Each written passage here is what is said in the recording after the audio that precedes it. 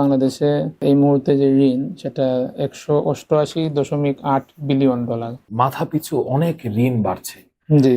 তো আমাদের এই মাথাপিছু ঋণটা এখন কেমন আছে, বা আমরা এই ঋণ পূরণ করার সামর্থ্য আমাদের কতটুকু আছে? আমরা যদি জনজীবনের কথা চিন্তা করি, সাধারণ মানুষের কথা চিন্তা করি, খুব সহজভাবে যদি উত্তরটা দিতে। IMF এবং ওয়ার্ল্ড ব্যাংক তা যৌথভাবে একটা গবেষণা করেছে সম্প্রতি, ডেট সাস্টেইনেবিলিটি অ্যানালাইসিস, জানুয়ারি 2026। সেখানে তারা দেখিয়েছে যে বাংলাদেশে এই মুহূর্তে যে ঋণ সেটা $188.8 বিলিয়ন। মানে টাকায় বললে এটা 23 থেকে 24 লক্ষ টাকা, 24 লক্ষ কোটি কোটি টাকা।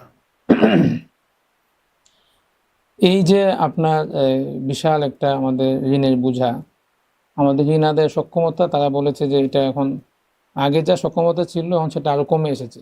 আগে ছিল, ওরা ক্যাটাগরি করেছিল লো রিস্ক, এখন সেটা মডারেট রিস্ক। এর অর্থ হলো যে আমাদের অর্থনৈতিক শক অ্যাবজর্ব করার ক্যাপাসিটি কমে এসেছে। আল্লাহ মাফ করুন।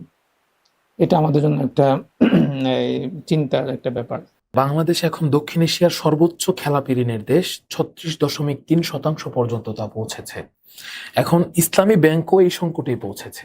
এই সমস্যাটা কি তাহলে ইসলামী ব্যাংকিং নাকি অন্য কিছু?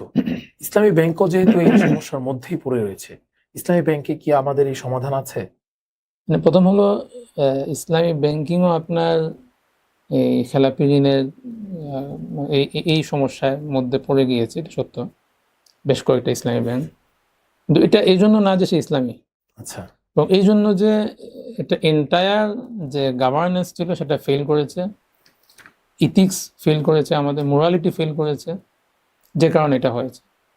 আমাদের মাথায় রাখতে হবে যে আমরা যখন শারিয়া ব্যাংকিং বলি বা ইসলামী ব্যাংকের শারিয়া কমপ্লায়েন্সের কথা বলি, শারিয়া বোর্ডের কথা বলি, এগুলো সবসময় হলো আপনার এডিশনাল লেয়ার।